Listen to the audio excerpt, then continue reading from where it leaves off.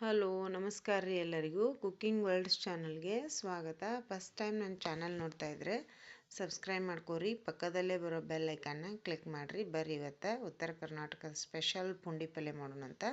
ಪುಂಡಿ ಪಲ್ಯ ಮಾಡೋಕೆ ಇಲ್ಲೊಂದು ಕಟ್ ಪುಂಡಿ ಪಲ್ಯನ ಸೋಸಿ ಕ್ಲೀನಾಗಿ ತೊಳೆದಿಟ್ಕೊಂಡು ಇಲ್ಲೇ ಕುಕ್ಕರ್ಗೆ ಹಾಕಿ ಬೇಯಿಸ್ಕೋಬೇಕಾಕತಿ.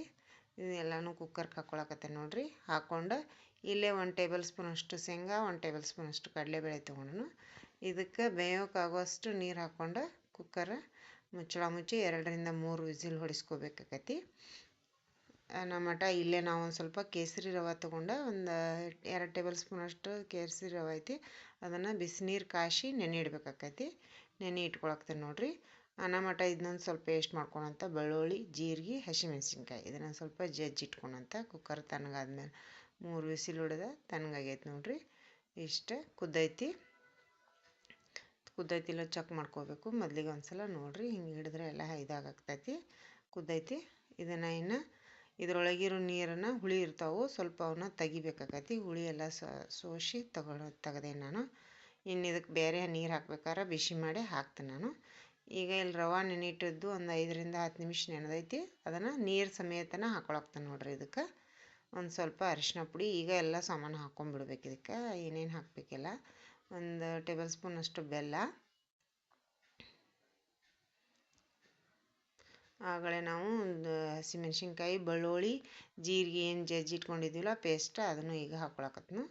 ಹಾಕ್ಕೊಂಡು ಎಲ್ಲ ಐಟಮ್ಸನ್ನ ಹಾಕ್ಕೊಂಬಿಡ್ಬೇಕ್ರಿ. ಈಗ ಹಾಕ್ಕೊಂಡು 1 ಟೇಬಲ್ ಸ್ಪೂನ್ ಅಷ್ಟು ಎಣ್ಣೆ ಹಾಕ್ಕೋಬೇಕು. ಇದಕ್ಕೆ ಹಾಕ್ಕೋತೀನಿ ನೋಡ್ರಿ. ಈಗ ಎಣ್ಣೆನೂ ಸ್ವಲ್ಪ ನಾನು ಹಾಕ್ಕೊಂಡು ಇದನ್ನು ಫುಲ್ಲು ಸ್ಮ್ಯಾಶ್ ಆಗುವಂಗೆ ಇದನ್ನು ಮಾಡಬೇಕು. ಅದಕ್ಕಿಂತ ಮೊದಲು ಸ್ವಲ್ಪ ಬಿಸಿನೀರು ಕಾಯಿಸಿ ಹಾಕ್ಕೊಳಕತ್ತೇನೆ ರೀ. ತಣ್ಣೀರು ಅಲ್ಲಿವ ಬಿಸಿನೀರು. ಪುಂಡಿ ಪಲ್ಯ 2 ರಿಂದ 3 ದಿನ ಇಟ್ಟರು ಕೆಡಂಗಿಲ್ಲ. ಒಂದು ಸ್ವಲ್ಪ ರವೆ ಎಲ್ಲ ಐಟಮ್ಸ್ ಎಲ್ಲ ಸ್ವಲ್ಪ ಬೇಯೋ ಮಟ ಒಂದು ಇಟ್ಟು ಮುಚ್ಚಳ ಮುಚ್ಚೆ ಬೇಯಿಸೀನಿ. ಆಮೇಲೆ ಲಾಸ್ಟಕ್ಕೆ ಉಪ್ಪು ರುಚಿಗೆ ತಕ್ಕಷ್ಟು ಉಪ್ಪು ಹಾಕ್ಕೊಳಕತ್ತೀನಿ ನೋಡ್ರಿ. ಹಾಕ್ಕೊಂಡು ಇದನ್ನು ಫುಲ್ಲು ಸ್ಮ್ಯಾಶ್ ಆಗೋವರೆಗೂ ಸ್ಮ್ಯಾಶ್ ಮಾಡಬೇಕಾಕತಿ. ಮಿಕ್ಸ್ ಎಲ್ಲನೂ ಪುಂಡಿ ಪಲ್ಯ ಎಲೆ ಎಲ್ಲನೂ ಈ ರವೆ ಜೊತೆ ಎಲ್ಲ ಹೊಂದ್ಕೊಳ್ಳೋಂಗೆ ಮಾಡ್ಬೇಕಾಕತಿ ನೋಡ್ರಿ. ಈ ಥರ ಮಾಡೀನಿ ನಾನು. ಮಾಡೇ ಒಂದು 2 ನಿಮಿಷ ಮುಚ್ಚಳ ಮುಚ್ಚಿಟ್ಟಿದ್ನಿ. ರೆಡಿ ಆಗೈತೆ ನೋಡ್ರಿ. ಈಗ ಪುಂಡಿ ಪಲ್ಯ ಇಷ್ಟಾದ್ರೆ ಸಾಕು.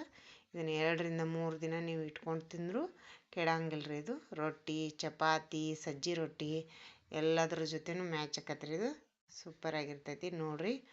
ನಿಮ್ಗೆ ಇಷ್ಟ ಆತಂದ್ರೆ ಈ ಥರ ಮಾಡಿ ನೋಡ್ರಿ ಒಂದು ಸಾರಿ. ನಾ ಹೇಳಿದ್ರು ಈಸಿಯಾಗಿ ಮಾಡ್ಕೋಬೋದು ರೀ. ಇದನ್ನೇನು ಒಂದು 10 ರಿಂದ 15 ನಿಮಿಷ ಒಳಗಾಗಿ ಪುಂಡಿ ಪಲ್ಯ ರೆಡಿ ಆಗಿಬಿಡ್ತೈತಿ ನೋಡ್ರಿ. ನಾನು ಮಾಡಿದ್ರು ಇಷ್ಟ ಆಯ್ತಂದ್ರೆ ನಿಮಗೆ ಲೈಕ್ ಮಾಡಿರಿ. Thank you.